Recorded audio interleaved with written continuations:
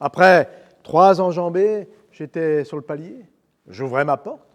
La grand-mère se levait et s'approchait de moi, me reniflait les cheveux, me passait sa main sur mes chevilles encore pleines de sable. « Enfin, tu viens de la plage, disait-elle. » Alors, aussitôt, elle prenait derrière la porte de la salle la cravache grossière dite nerf de bœuf et me cinglait les jambes et les fesses de 3 ou 4 coups qui me brûlaient à hurler.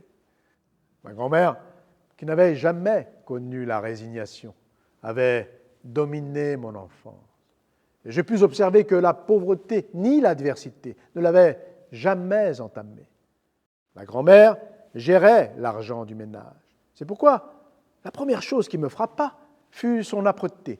Non qu'elle fût avare, ou du moins elle était avare comme on est avare de l'air qu'on respire et qui vous fait vivre.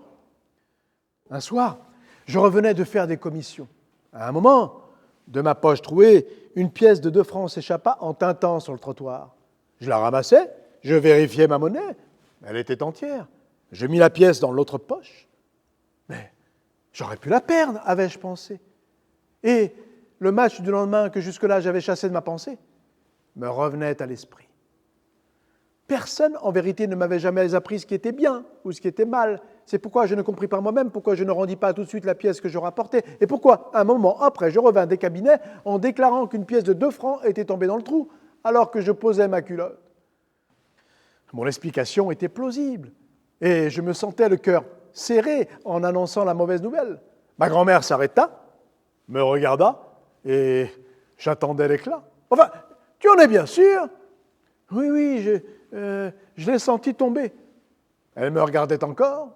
« Très bien, nous allons voir. » Et épouvantée, je la vis retrousser la manche de son bras droit, dégager son bras blanc et noueux, et puis sortir sur le palier. Un long moment plus tard, « Il n'y avait rien, tu es un menteur. » Mais je balbutiais, elle a pu être entraînée. Elle hésitait encore. Peut-être. Mais si tu as menti, ce ne sera pas pain béni pour toi. Non, ce n'était pas pain béni pour moi.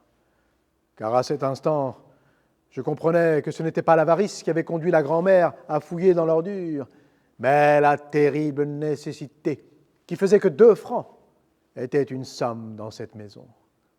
Je comprenais et je voyais enfin clairement, avec un bouleversement de honte, que j'avais volé ces 2 francs au travail des miens.